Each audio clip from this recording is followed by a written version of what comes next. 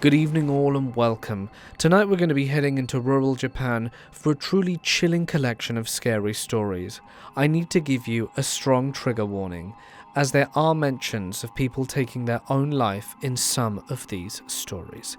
We're also joined by J Nightmares, who will be narrating 2 of the stories in tonight's video. They are marked in the timestamps. If you like his work, feel free to check him out, link in the description and at the end of the video. But for now, it's time to get comfortable and let the darkness take control. This happened at a campsite local to me when I was around 12. We used to visit this campsite every year at school. It was halfway up a mountainside, and there were little huts and cabins dotted along the shore of the lake below. Our students were in the cabin, in 2 large ones that would sleep about 50, then 10 that would sleep about 6, and other smaller ones. And as usual, as you might imagine, there was gossip and rumours about the camp. There was a rumour that at the start of spring, a woman had taken her own life in one of the smaller cabins. Apparently she died of a broken heart or a severed neck. Ever since, she has been said to haunt the cabins and local area. Our group decided to stay in a 5-person cabin to be brave.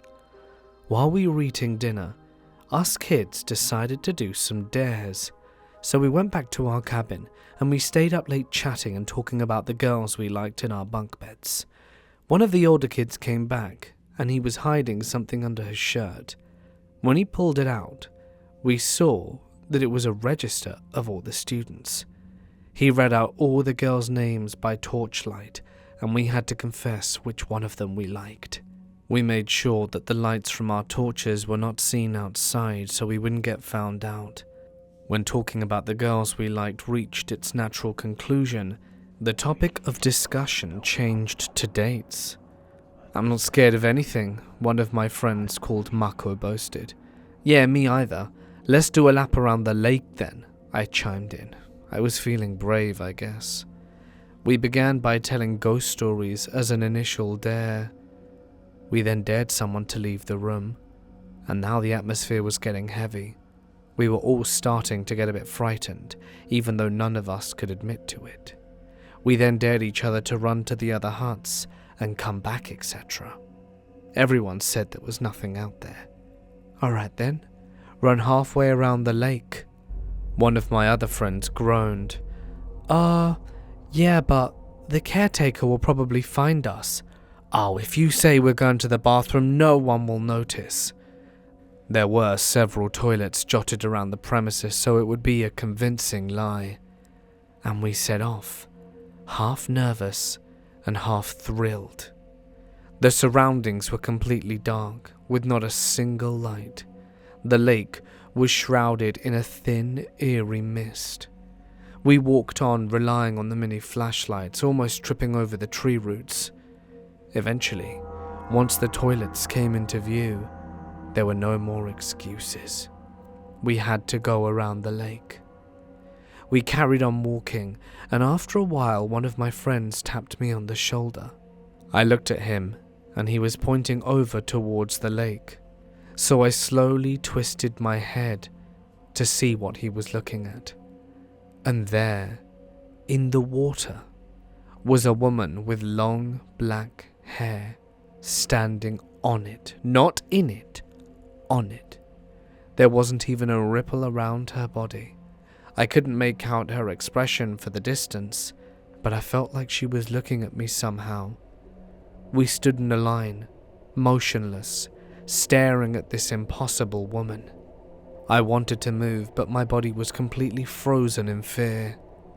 And then suddenly, without missing a beat, the woman came running towards us, her hair disheveled and her arms and legs moving wildly. The distance between us quickly closed, and I could make out her expression.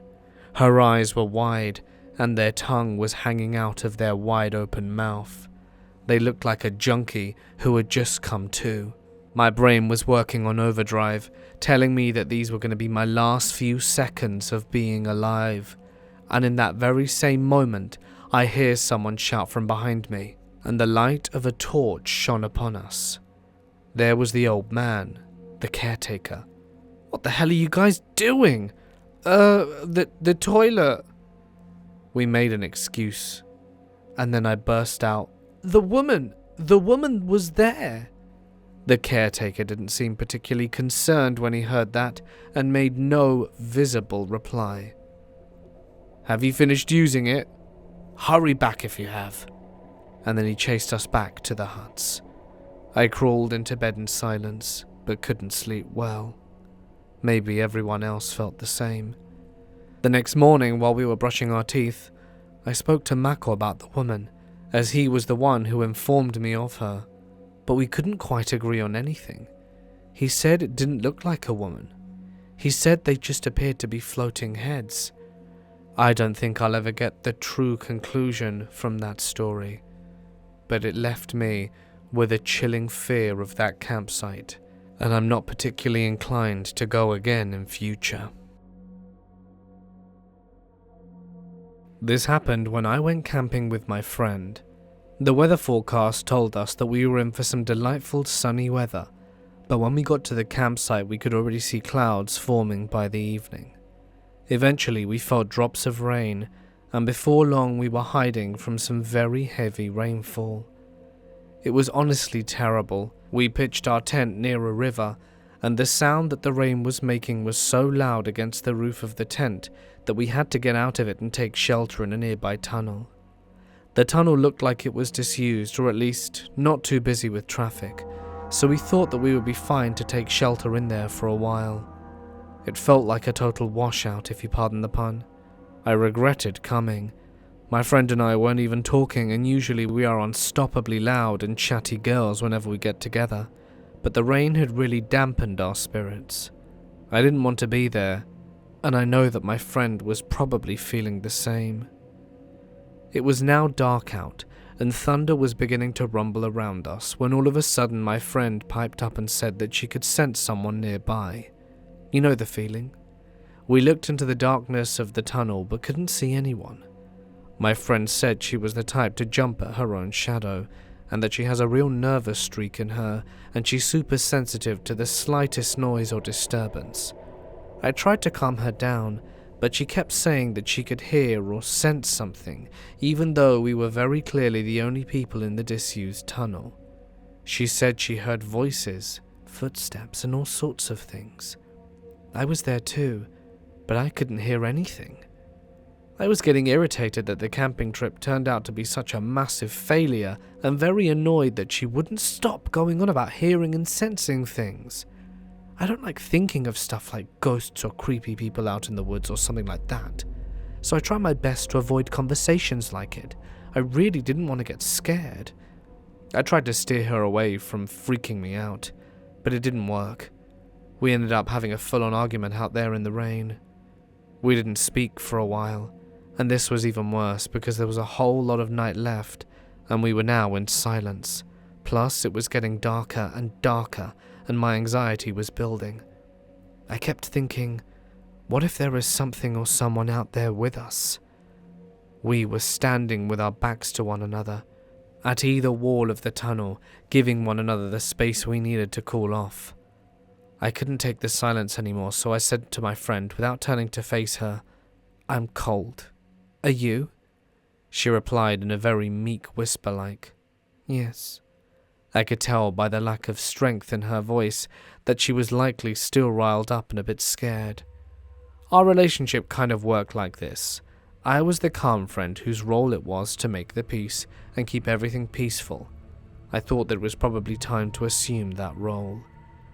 I started talking about other fun trips we'd been on, to push away from those frightening thoughts we were both having. I mentioned the time we went mountain hiking together, and how we both liked the same boy at the time at high school, and how embarrassing that was. I realized that my anxiety had disappeared, and I even felt a bit warmer now. I was really annoyed about the way the rain had ruined this trip for us, but we had both really been looking forward to going camping together, and I realized that I must not let my frustrations about the situation get the better of me, and I felt sorry about the way I had gotten so annoyed with her. Listen, sorry about earlier. I flew off the handle there, and I shouldn't have taken it out on you. I was just scared and annoyed by the rain, you know." I waited for a reply that never came. I apologized again, and again, but I got nothing back. I guess she was still annoyed at me. I turned my thoughts to something else, and that's when I quickly realized something. When we ran for shelter, I don't remember which way we came. Was it left or right? How do we get back to the campsite in the pitch darkness? I hope that she remembered, or we would have a fun walk in the rain to look forward to. I had to ask her, and she had to reply. "Hey, was there a fork in the road before the tunnel? Which way to go if we want to get back to the campsite? Was it left or right?" I heard a small voice respond, "Left." I thought, whoa, you have a great memory. And I used this opportunity to look over at her and noticed that she had her headphones on. She was listening to music. I tapped her shoulder and she gave me a dissatisfied look as she removed her headphones. "What?" "How did you know that we have to take a left on the way back?" She then said she didn't know what I was talking about. She said she didn't even hear me ask about how to get back, let alone answer me. I was wondering if she was joking, but the more I pushed for her response, the more she doubled down on stating that she didn't know what I was talking about. Could this be true? When I thought about it, I felt a rush of blood rise to my head. It was terrifying. Someone other than my friend had just responded to my questions. Not only that, but they had answered my earlier question about being cold as well. Was there someone in the tunnel with us? I turned around slowly and aimed the flashlight from my phone into the darkness of the tunnel.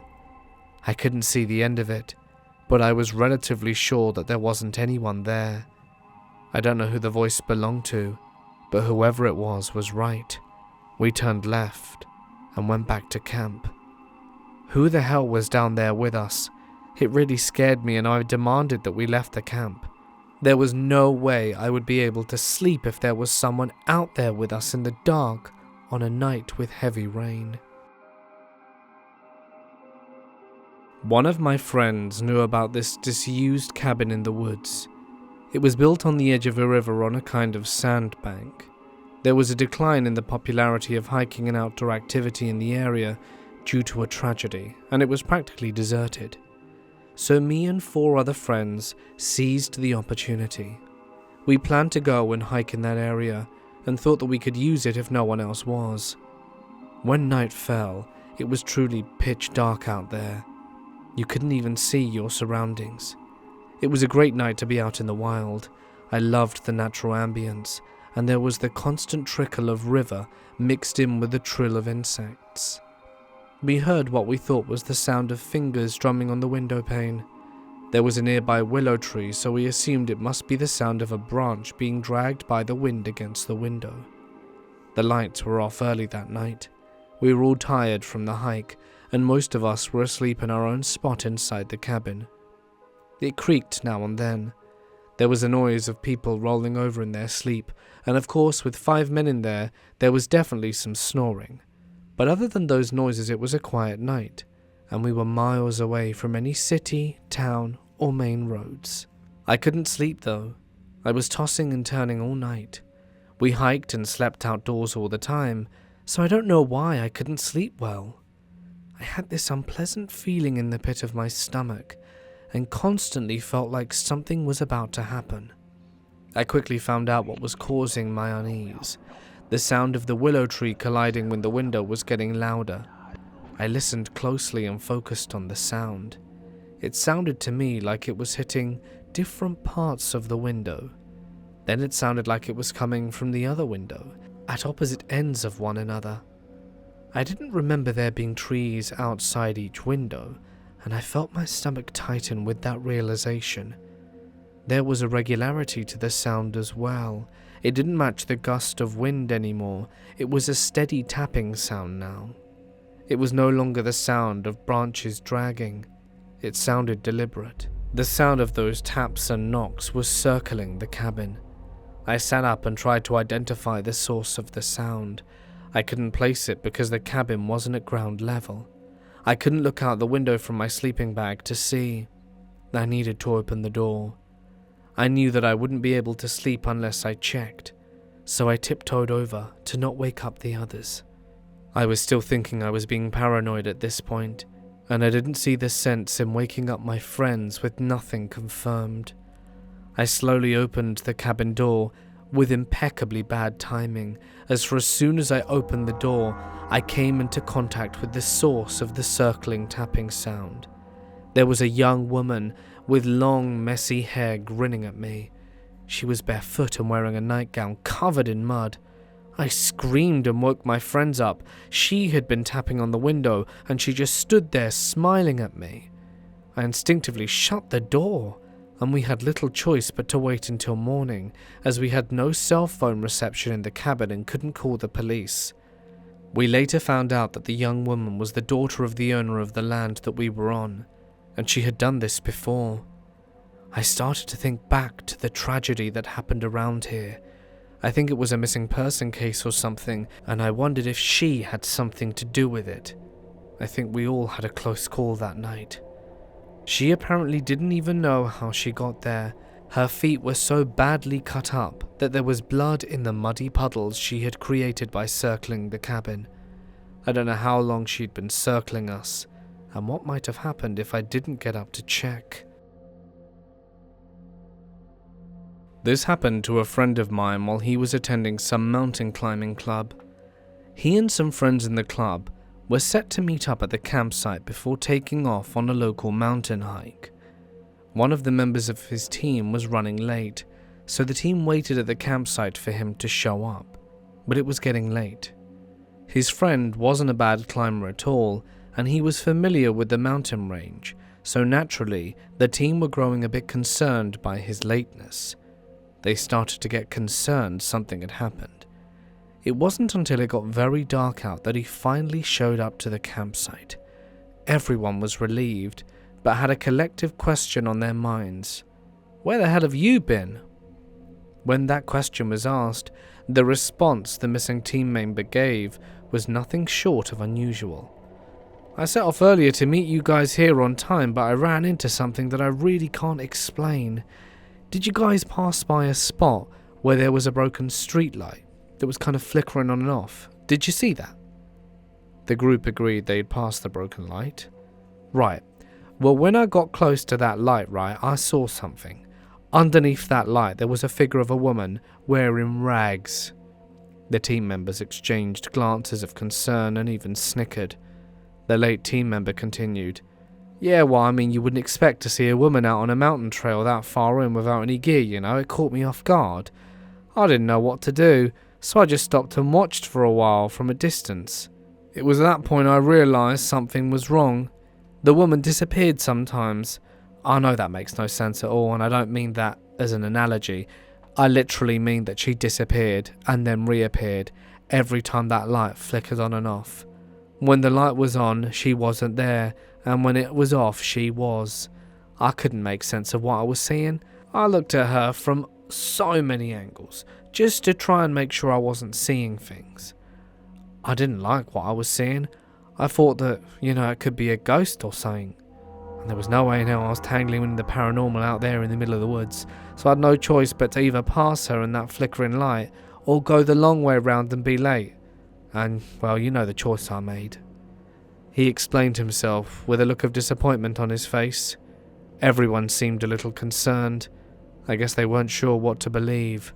The way my friend tells the story, it makes it sound like they dismissed what they saw, and they all just carried on with their night. Some of his friends made fun of him for using the paranormal as an excuse for being late. They berated him, saying things like, "What a lame excuse." He told me about that story 6 months ago, and I thought it seemed kind of creepy, but I didn't think much more of it than that. I thought that it was all said and done. So I was a little bit surprised when my friend mentioned it again this week. We met up to do a little bit of mountain hiking on our own. I had actually gotten interested during those 6 months that had passed. Do you remember that story I told you about my mountain climbing friend and his lame excuse with the broken light? Yeah, I replied. What about it? Is that why you were late? And he was late, by the way. No, I saw it too. I smiled and exhaled through my nose, expecting it to be the punchline of some lame joke he was trying to set up. The only thing was, his face didn't show any signs of humor. He wasn't kidding, and to be honest, he looked a bit pale. We were in the same place that his friend said he saw it, so we were going to hike the same course, so it did make sense. He said there was definitely a woman who appeared and disappeared on the mountain trail beneath a flickering streetlight. Like his friend, he was too creeped out to go anywhere near her, and he also described her appearance as shadowy and wearing dirty clothes. I've known my friend for years, and he has never once come out with anything like that. Yet I still don't know whether or not to believe him. I mean, is this just some kind of sorry I'm late excuse that mountain hikers use? Or is there really an apparition on the trail? Well, apparently 2 people have seen this woman, and I wonder if there are others out there. The truth remains unknown, I suppose. This happened when I was in high school. One day my dad told me that he thought our neighbor was missing. All the mail outside his house was piled up. That wasn't like him. He was a very neat and tidy person. My dad knocked his door a bunch of times, but he never answered. He was missing. He didn't leave any kind of note at home. And on the last time we all saw him, we all said that he wasn't acting strangely or anything like that. It seemed totally out of the blue. 3 days later, a missing person report was filed. His extended family asked locals to help join the search for our missing neighbor. I joined the search with my grandpa. We both weren't working, so we were free. We met at the assigned meeting place and listened to the instructions of the group leader ahead of starting the search. I was nervous. I was very aware that I was in an adult world. My grandpa did say that they needed me to join the search because I was young. I knew this to be true, as most of the people in the search group were as old as my grandpa, if not older. We were split into teams. My grandpa and I joined the deep woods and mountains search. I was not accustomed to hiking at that age. I mean, I don't even like hiking nowadays, and come to think of it, I think this experience is to blame for that. I just followed along and tried to keep up with my grandpa and the group. Since I was a young high school student, I could rely on my strength and my energy levels. After a while, we split our group into even smaller groups. My grandpa knew the mountains we lived close to really well. He often went out into the mountainous woods searching for wild vegetables to harvest. So my grandpa said that me and him would head into the deepest part of the woods. I followed my grandpa, and we climbed up and down and all over the place, but we didn't find anything. I looked at my watch and it was coming up to noon. According to the instructions of the group leader, we were all to meet while having lunch to exchange information and then set off again. I couldn't see my grandpa. He must have gone off ahead. So I turned around and then called out in the general direction I thought he went off in. Before I could finish the word grandpa, my call turned into an involuntary scream. I didn't ever dream that I would be the one to find my missing neighbor. He hung himself. There was a cloud of flies swarming around the body. There was a light breeze that day, so the body swayed from side to side. I heard the creak of the rope against the tree limb. Hearing my scream, Grandpa came rushing over to me, but he was coming from the opposite side. The body was between us. I saw the look of pure horror on his face. He saw the same sight as I had, and he let out a shocked gasp. He just froze. I called out to him, but he was unresponsive. It was as if he was in a trance. His knees were shaking. I always thought that was a cliche, but I guess that it was true. I ran over to him. I had to go the long way around the body, as I didn't want to get anywhere near that. When I got close to him, I shook his shoulders.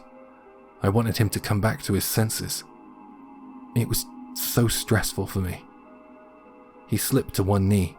I saw the sweat gathering on his brow, and his face was turning pale. He couldn't handle what he was seeing, and when I understood that, I knew I needed to get him out of there.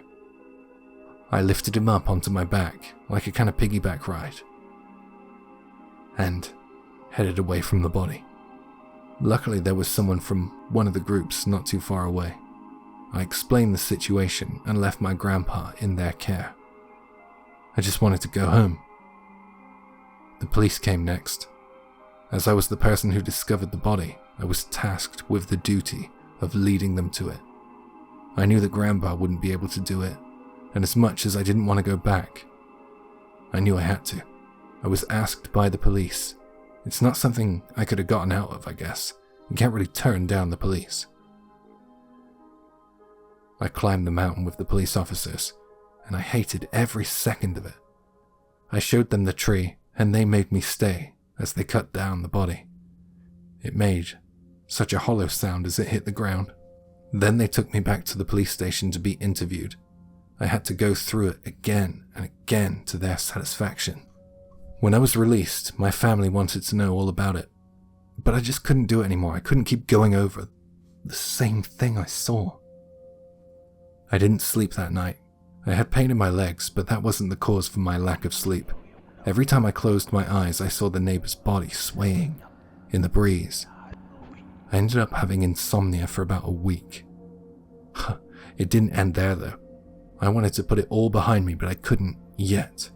The owner of the mountain area came to our door with a request.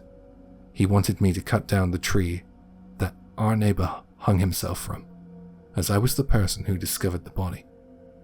I don't know if this is a thing elsewhere in Japan or even abroad, but I kind of understand it. I mean, it wouldn't be nice for the bereaved to do it, or someone who was scared of going to a place where someone chose to end it all. He offered to pay me to do it as well, and since I was a high school student, I didn't have many chances to make money, so I went with him. I guess that he didn't want the tree to still stand on his property. Maybe his reasons for wanting it cut down were superstitious, and maybe that's why he needed me to do it. With each step further into the woods, I felt closer and closer to all those feelings I felt when I discovered the body. Even though I was exhausted from cutting down a tree, I couldn't get to sleep that night. I didn't sleep well for many nights after that. This happened 30 years ago, but I remember it clear as yesterday. I went on a camping trip with 4 friends. We brought our tents, camping stoves, and other necessities for the trip. As we approached the camping area, we saw an abundance of people. Some were fishing, barbecuing, and playing games. One of the guys in the car said they didn't want to camp near a bunch of people. I agreed. I wanted peace and quiet on the trip, so we continued deeper into the woods to search for a more secluded and suitable spot. There was a wooden bridge up ahead, and we felt like it was a good place to park the car. We got out with our rucksacks and walked alongside the river upstream. Now we were in the middle of the forest, a very secluded area, and it was just what we were looking for. After walking for about 10 minutes, we finally found a decent spot to set up our tents. We set them up, pour our beers, drink, and eat watermelon in the lake, and then just chill, and went for a swim.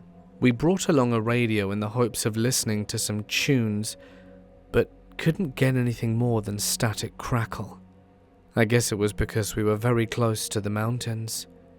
It was quite cold that night. Even though I was lying on a blanket, the ground still felt cold. The second night was just as cold. Some of my friends went back to the campsite area to purchase blankets. When we were finally warm enough at night, the nights were pretty fun. We were all having a great time, but it was the next night that something strange happened. I managed to get a radio signal, and I was listening in my tent alone, but then it suddenly cut out. Almost instantly, I heard what I thought was a woman's voice. I listened closely and knew it wasn't the call of a deer or the croak of a frog. After a short while, I was able to discern what the voice was saying. "Don't camp near the river. Don't camp near the river." It sounded as if it was coming from downstream and approaching our camping area. The voice grew hoarse and raspy. It mumbled and seemed like a chant at some point. I really didn't like it. It was creepy. I could do little more than grab my blanket and hide underneath it. The voice sounded like it was coming from right in front of my tent, and I expected to see a figure lit by the moonlight pass by, but I saw nothing. I only heard that voice telling me not to camp there. I don't know what happened after that, but I must have fallen asleep or passed out, because when I woke up, the sun had risen. One of my friends came over to me as soon as I unzipped the tent and told me that they wanted to leave. They said they didn't want to camp by the river anymore because of something strange they heard last night. It seemed as if they had heard what I had too. Our other two friends were asleep and claimed that they didn't hear the voice, but didn't argue. They said something about sensing bad vibes that night as well. I wonder if someone really came all the way into the woods just to tell us that one night, one friend said. It was odd, because if they did want us to leave, then they could have told us in the daytime. Something didn't add up, and we all agreed it was probably best to go. One said, "Look around, you guys, there's no one else here. We're literally in the middle of nowhere. We had to drive a good 20 minutes from the nearest camping spot and walk 10 more. I seriously doubt anyone was passing through. You hear stories of ghosts in the woods, and by the mountains, who knows?" Could it have been someone hiking their way through the mountains in the dead of night? It didn't seem logical, but not impossible. I've told members of my family about this strange experience, and I was shocked at my auntie's response when I told her about the river I camped next to. Oh my gosh, that's such a dangerous place to camp. A young woman was swept away in a flash flood, and her body was found miles downstream. I've been skeptical about this incident for years, but whenever I think back to that night, my spine freezes up. What do you guys make of it? I went hiking in the mountains when I was a student. I'm much older now, but this experience has stayed with me. It was autumn, and I had just joined a hiking society in college. I was a fresher and joined by about 10 other university students from different universities. I happened to go to an all-women's university, and the club I joined was all male. They had all traversed the mountains many times in the past. Some of them had tons of experience that I did not. I thought it would be a great opportunity to make some friends and learn from these guys. I felt as if I could rely on them in a sense. We all picked a great day to begin our hike. The weather was perfect. The place wasn't too bad either. I expected to get left in their dust, but I was keeping up with them quite well. I was tired, sure, but I kept my pace up. We hiked for a few hours, and we got to the mountain. We planned to make our campsite and climb the mountain before the sun went down. We took a super short breather, and then next, we had lunch. It was quite nice because we all pitched in, and before long our hungry bellies were full. I think everyone was happy with the pace of things and the distraction of food, so we kind of wandered off task, and I guess we were behind schedule. When we resumed after lunch, we all got ready to climb the mountain, so we split up into 2 groups. I was in the second group, and I wasn't upset about that. I didn't want to be leading the climb. We planned on reaching the summit by 3 p.m. We were supposed to have a break at the summit for half hour, but pretty much as soon as we started climbing, a thick layer of fog began to descend. So we quit taking a break due to the low visibility brought on by the fog. The visibility got worse and worse, and before long the sun was completely hidden behind clouds of mist. It was making every step back to the base increasingly difficult, and after about an hour and a half, at about 5 p.m, it was impossible to walk without the aid of a flashlight.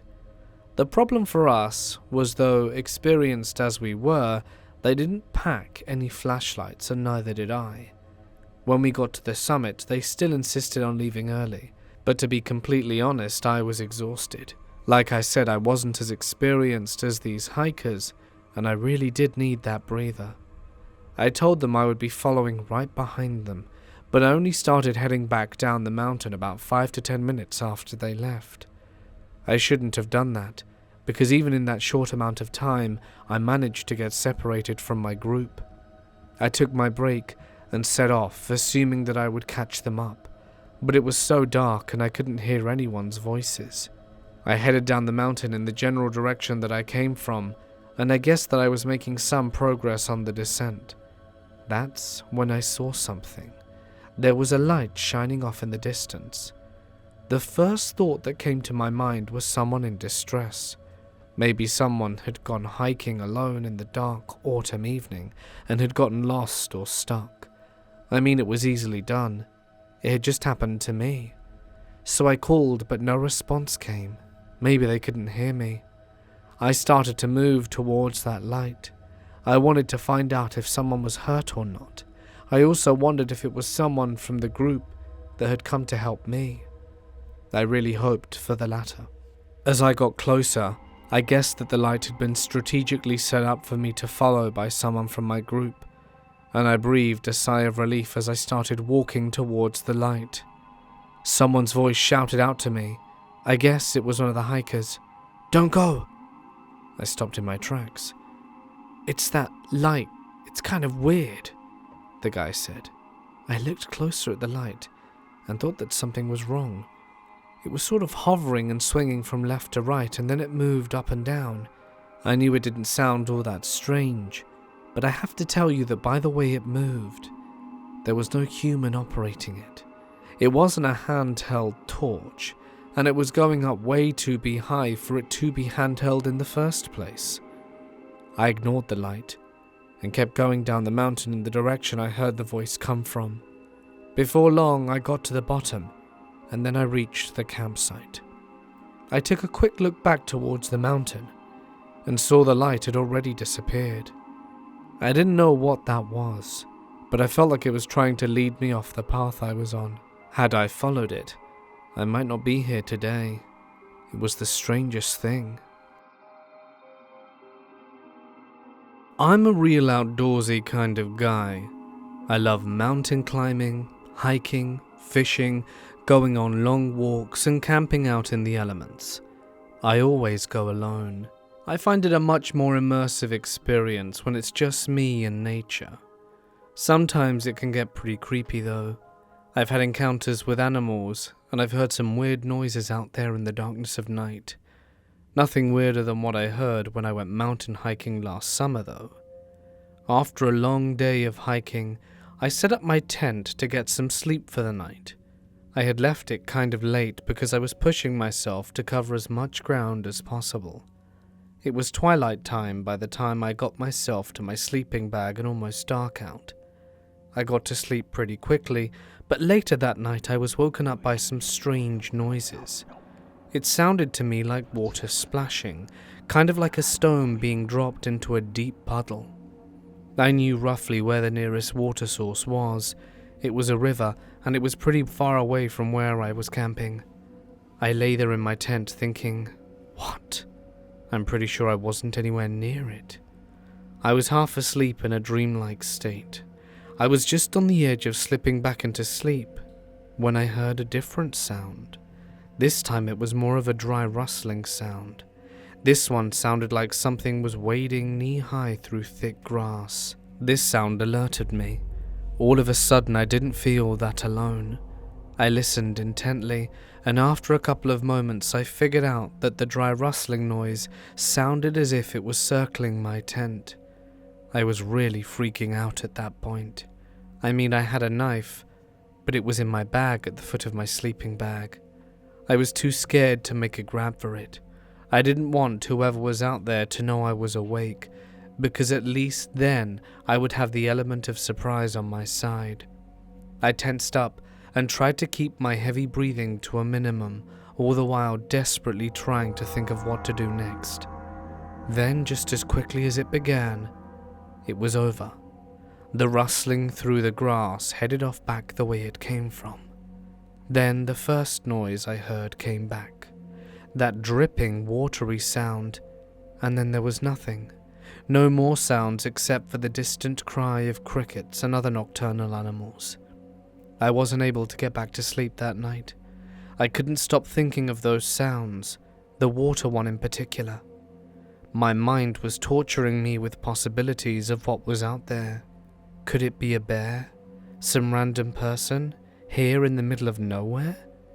Were they taking note of my position to potentially return later? It could have been anything. Once it was light out, my confidence returned. I got up and looked around. I wanted to find the logical explanation for what I had heard. That's when I noticed something odd. It was a little structure a ways away from me, from where I pitched my tent. It looked very old. It turned out to be a well. It was strange though. What was the use of having a well this far out in the mountains? Perhaps there was a village or a house in the area in days gone by. I thought that to myself, but that thought was replaced by another unpleasant thought. The noise I had heard last night. It all made sense now. It sounded like something climbed up out of the water, circled my tent, and returned to the well. I went over to the well and gingerly looked inside. There was nothing but a reddish-brown color at the bottom of the empty well. Clearly it had run dry a very long time ago. I have no idea about what I heard that night. It's the strangest thing that's ever happened to me. I couldn't help but wonder if I heard some strange hark back to some years gone by. Perhaps something happened in the area, and I simply don't know what it was. I went camping with 6 friends last summer. We hired a small campsite in the mountains. It was a really great time actually. We set off fireworks and had a barbecue. It was perfect. There is something so serene and peaceful about sitting watching a roaring bonfire, isn't there? By midnight everyone was pretty much tuckered out, and we decided that it might be time to hit the hay. We all settle in for the night, and I don't know if I was the first one to hear it, but I'm confident that before the night was out, we all heard it. There was a low kind of moaning or groaning sound coming from somewhere deep in the woods. If I had to put an age on it, I'd say someone middle-aged was the owner of the voice, likely a woman. At points I did wonder if it was an animal, but there was something so human-like in the quality of that voice that I was convinced it couldn't be. It was clearly human. There was a certain sadness to the voice and tonality. It was rather unnerving, to say the least. It was weird because we were pretty much in the middle of nowhere, and I didn't see any other campers in the area that we hired. I remember gathering firewood and thinking, well, we're the only ones here.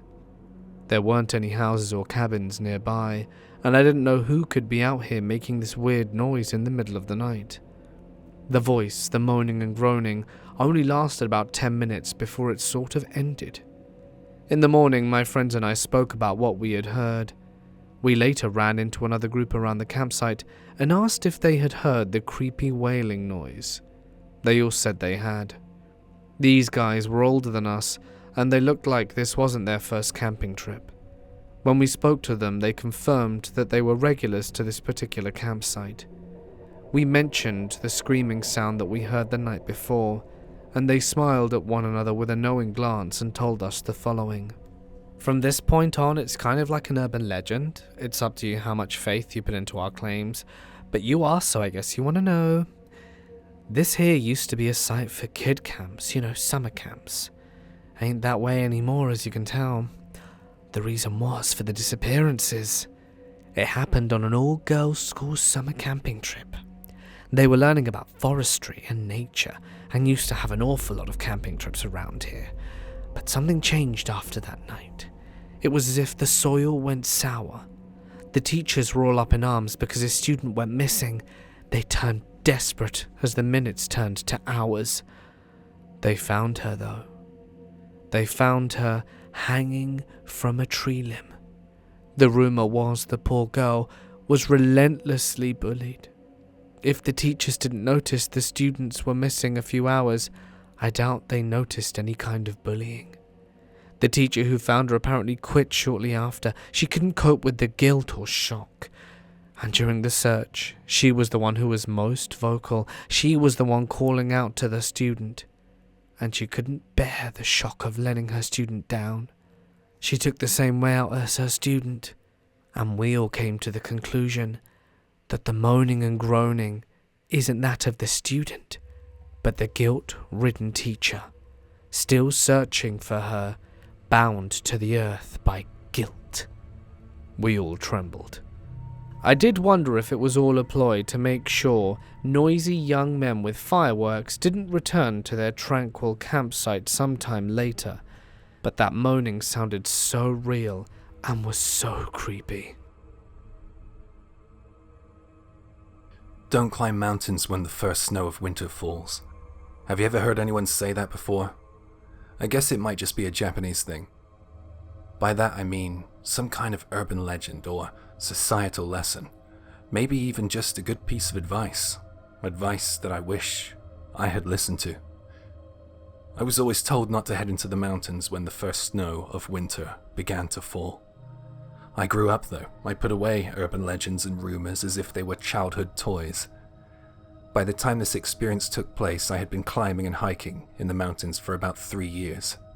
I had grown in that time to be quite independent. By that I mean I was more than willing to head out alone on hiking and camping trips. I had always been quiet, but in recent years I had grown quietly confident, and there is a difference there.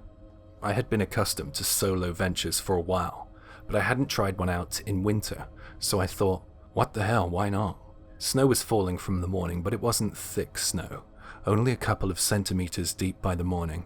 I will admit that there was some small increase in the difficulty brought on by the fresh, wet snow. Thinking back on it, I should say that I felt a little uneasy that morning. I remember heading up into the trail a little more cautiously than usual. I wasn't really sure if I was even heading in the right direction when I got onto the trail.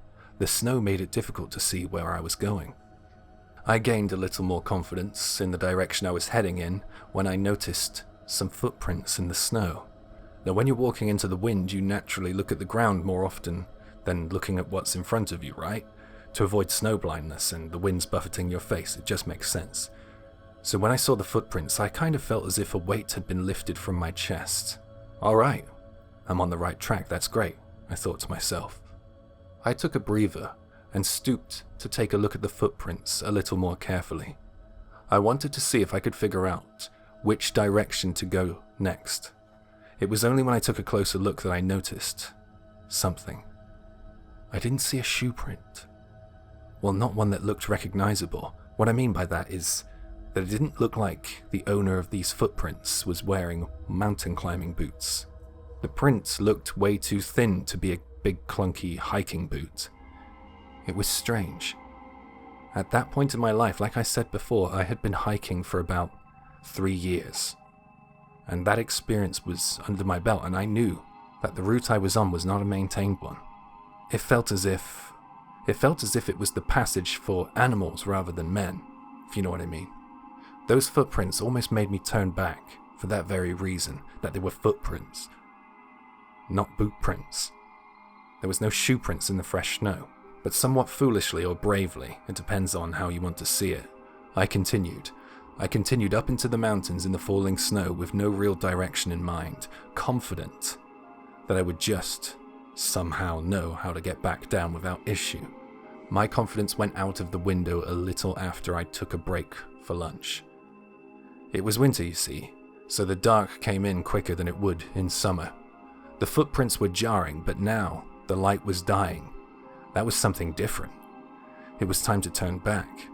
I headed back down the mountain, and after a short while, I noticed that I had quickened the speed I was traveling down the mountain. Something caused me to slow down though, something unusual. Those thin, non-boot footprints were back. And there were a lot of them now. I could see at least 3 sets of footprints now. It freaked me out, I cannot lie. It honestly felt as if I was alone on the mountain range, on these trails. I hadn't run into another soul, let alone hear somebody. Those were definitely barefoot footprints. The snow was thicker come the late afternoon, and I could make out the imprints of individual toes. Do you want to know the thing that really scared me about those footprints? They were alongside mine. They looked as if they had followed me up and back down. This wasn't a maintained hiking trail. I thought back on the advice I had received from a veteran climber. I thought it was just a load of old nonsense when he told me at first, but somehow I believed it when I was confronted by the situation I was in.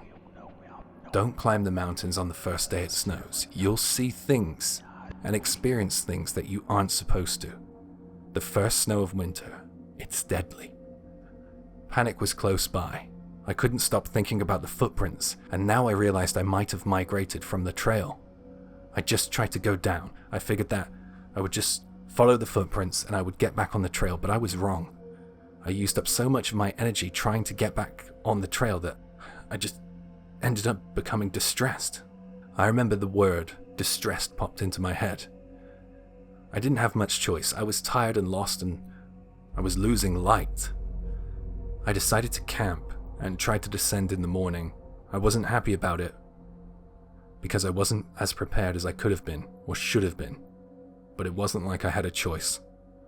I literally just had an aluminium foil blanket and a pack of matches. Luckily, I found a big rock I could kind of shuffle under to protect myself from the wind. Thinking back on it, I should never have gone hiking somewhere I was unfamiliar with so few supplies. Even though it had snowed, and was still kind of snowing, the wind had died down, and I was certain that I wouldn't freeze to death. Either way, I thought to myself, I wouldn't be sleeping.